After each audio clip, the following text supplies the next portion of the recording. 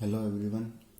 तो कल की क्लास के अंदर लास्ट में मैंने आपको होमवर्क दिया था कि आपको गैलियम से लेके कहाँ तक, बेरियम तक क्या करना है, आपको इलेक्ट्रॉनिक कॉन्फ़िगरेशंस लिखनी है। ठीक है, पहले खुद से सोल्व की होंगी, उसके बाद जो मैच की होंगी तो कुछ कॉन्फ़िगरेशंस क्या हैं जो आपकी मैच नहीं हुई होंगी, जो मैं क्या कर लेता हूँ, डिस्कस कर लेता हूँ। ठीक है, जैसे पहली नहीं हुईगी नायोबियम की। ठीक है, उसके बाद मोलिब्डेनम की भी नहीं हुई होगी, फिर रुथेनियम, रोडियम, प्लेडियम और सिल्वर, इनकी कॉन्फ़िगरेशंस आपको मैच नहीं की होंगी। ठीक है ना।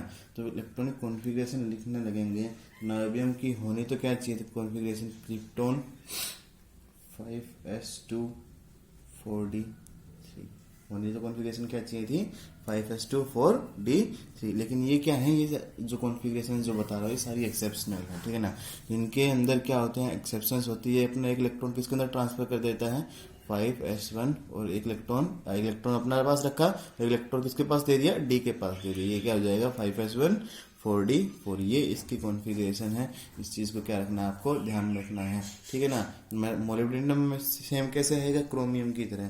क्रोमियम में क्या देखा था आपने कि यहाँ पे क्या आना चाहिए था 5s2 4d4, लेकिन क्या बताया कि हाफ फील्ड कॉन्फ़िगरेशन क्या होती है, ज़्यादा स्टेबल। एक इलेक्ट्रॉन को ट्रांसफर कर देगा तो क्या आएगा, ये 5s1 4d5, ये क्या हो जाएगी, हाफ फील्ड कॉन्फ़िगरेशन हो जाएगी। इसलिए क्या है, एक्स्ट्रा इसकी स्टेबिलिटी होती है। ठीक है ना, ये एक्सेप्शनल है, इसकी इम्पोर्टेंस ज़्यादा है। ठीक है, नेक्स्ट क्या है, रुथेनियम के अंदर भी ऐसा ही है, ये भी एक्सेप्शन के अंदर आता है कि क्रोमियम पहले आएगा, उसके बाद क्या होगा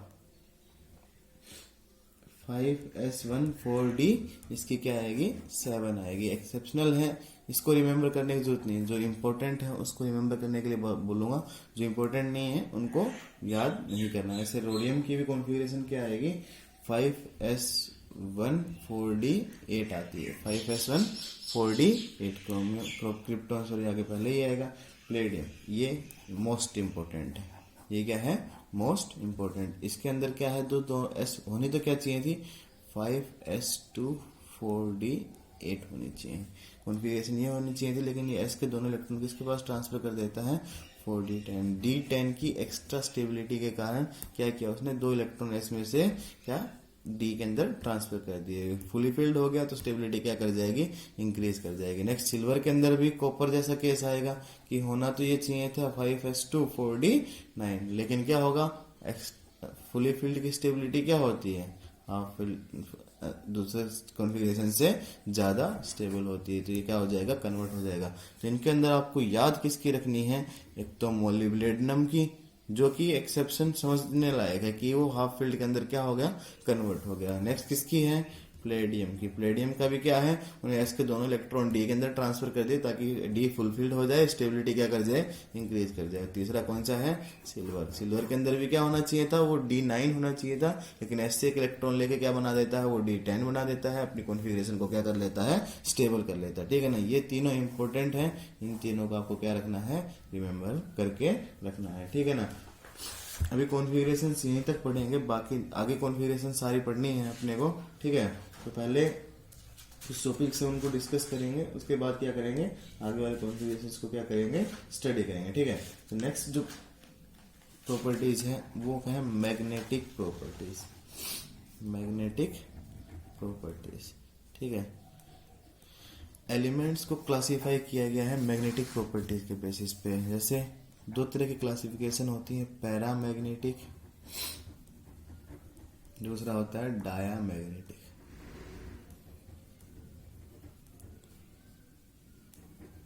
अब इनमें डिफरेंस क्या होता है वो हम क्या करते हैं, समझते हैं। पैरामैग्नेटिक ऐसे कंपाउंड, अगर आपने मैग्नेटिक फील्ड आपने क्या कर दिया है, प्रोवाइड कर दिया है। ठीक है ना, मैग्नेटिक फील्ड आपने क्या किया है, प्रोवाइड किया है, और आप उस एलिमेंट को क्या करते हो, इस मैग्नेटिक फील्ड के थ्रू क्या करने लेके जाते हो, पास करने के लिए कोशिश करते हो।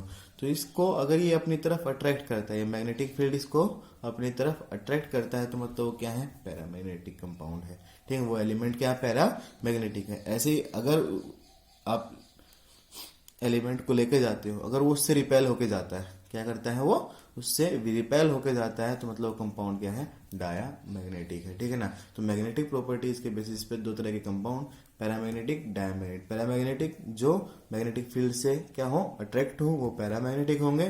जो मैग्नेटिक फील्ड से क्या करें, रिपेल करें, वो क्या होंगे, डायामैग्नेटिक होंगे। ठीक है ना।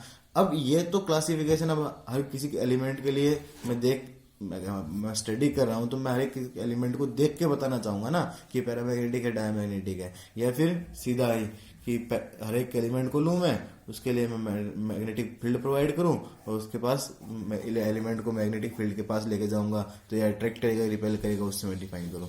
मेरे को सिंपल स्टडी चाहिए होती है। तो मैं अगर किसी के एलिमेंट को देख के बताना हो कि वो पैरामैग्नेटिक है, डायमैग्नेटिक है, तो उसको कैसे डिफाइन करेंगे, वो हम क्या करते हैं, स्टडी करते हैं। तो कोई कंपाउंड पैरामैग्नेटिक है, डायमैग्नेटिक है, अगर किसी कंपाउंड के पास इलेक्ट्रॉनिक कॉन्फ़िगरेशन आप फील कर रहे हो और उसके पास अनपेयर्ड इलेक्ट्रॉन्स आते हैं, क्या आते हैं, अनपेयर्ड इलेक्ट्रॉन्स अगर आते हैं, तो क्या होगा, वो पैरामैग्नेटिक है। और सारे के सारे इलेक्ट्रॉन्स अगर पेयर्ड हैं, तो क्या होगा, वो डायामैग्नेटिक है। ठीक है। ऐसे अगर हम डिस्कस करें तो ऑक्सीजन अगर ले लें, सिंपल ऑक्सीजन एलिमेंट को अगर लूँ, ये पैरामैग्नेटिक होगा कि डायमैग्नेटिक होगा, तो ऑक्सीजन की कॉन्फ़िगरेशन लिखेंगे।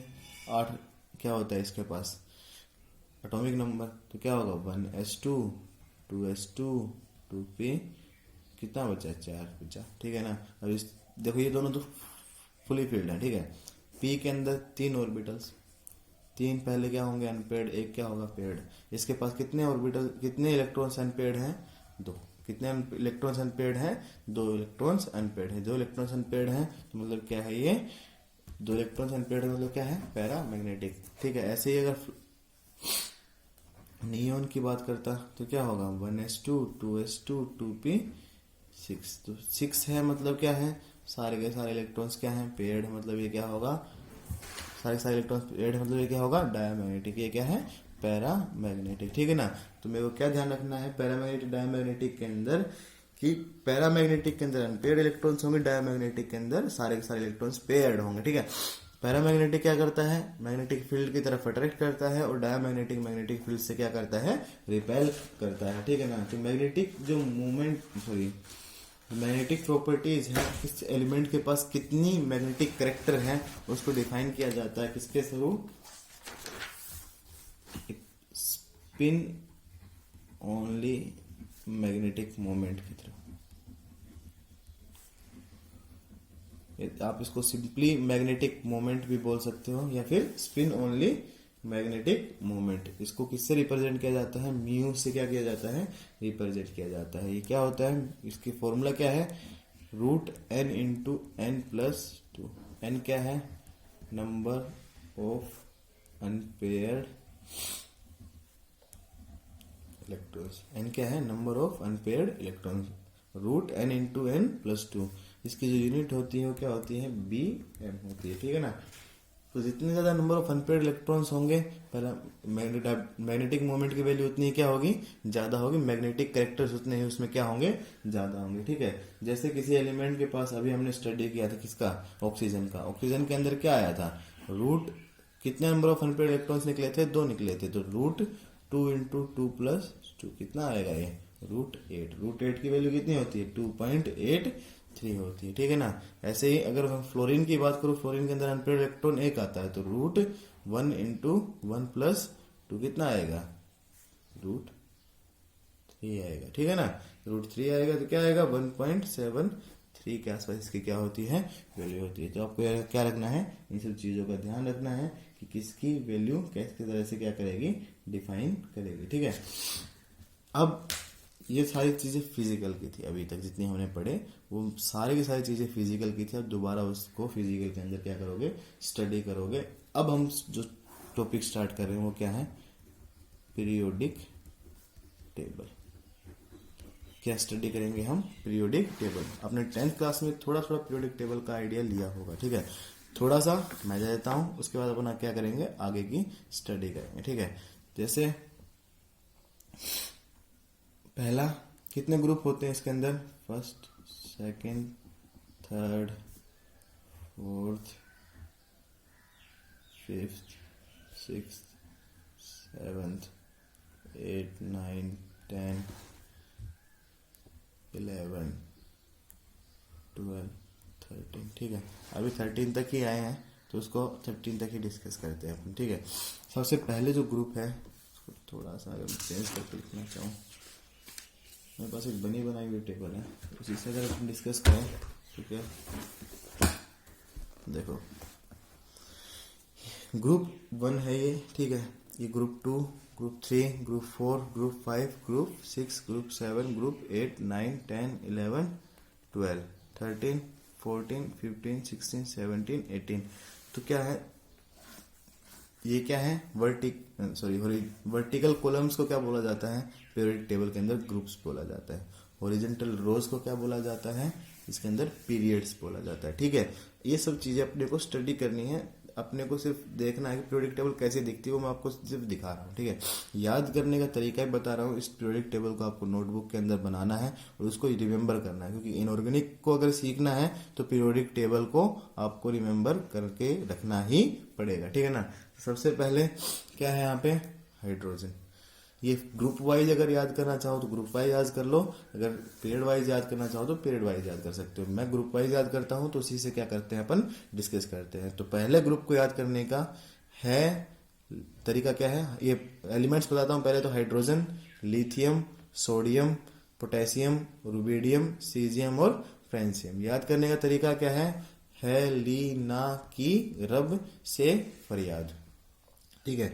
याद करने का तरीका क्या है लीना की रब से फरियाद। Hydrogen, lithium, sodium, potassium, rubidium, caesium और फ्रेंशियम, ठीक है। सेकंड ग्रुप के अंदर आऊं तो क्या है? Beryllium, magnesium, calcium, strontium, barium और रेडियम, ठीक है ना। याद करने का तरीका बेटा मांगे कार स्कूटर बाप राजी, ठीक है। बेटा मांगे कार स्कूटर बाप राजी। Beryllium, magnesium, calcium, strontium, barium और रेडियम, ठीक है। अब सेकंड से अपन चलते हैं 13th ग्रुप पे। 13th ग्रुप के अंदर क्या है? बोरोन, ठीक है। एल्यूमिनियम, गैलियम, इंडियम, थैलियम, ठीक है। तो बैल गाय इन तबेला, बैल गाय इन तबेला, बैल गाय इन तबेला। दूसरा कैसे याद कर सकते हो? बैंगन, आलू, गाजर इन थैला। दोनों तरीके से आप याद कर सकते हो, जो आपको क्या हो चॉइस हो, ठीक है। Beryllium boron, aluminium, gallium, indium और थैलियम, ठीक है। नेक्स्ट ग्रुप पे चलें तो क्या है? Carbon, silicon, germanium, tin, lead, ठीक है। इसको याद करने का तरीका कार सी गए सनम पंजाब, कार सी गए सनम पंजाब। ग्रुप ये कौन सा है? 14th ग्रुप है। 15th के अंदर चले नाइट्रोजन, फास्फोरस, आर्सेनिक, एंटीमनी और क्या है? बिस्मिथ, ठीक है। अब इसके अंदर याद करने का तरीका क्या है? नाना पाटेकर ऐश्वर्या सब बिंदास, नाना पाटेकर ऐश्वर्या सब बिंदास, ठीक है। 16th ग्रुप में चले oxygen, sulphur, selenium, tellurium, polonium. याद करने का तरीका क्या है? ओल्ड स्टाइल से टीपो, ओल्ड स्टाइल से टीपो, ठीक है। ध्यान रखना इसको। नेक्स्ट क्या है? FCl, Br, fluorine, chlorine, bromine, iodine और एंटीमनी। याद करने का तरीका क्या है? फिर कल बाहर आई अंटी, फिर कल बाहर आई अंटी। नेक्स्ट क्या है? 18th group helium, neon, argon, krypton, xenon, radon. क्या है?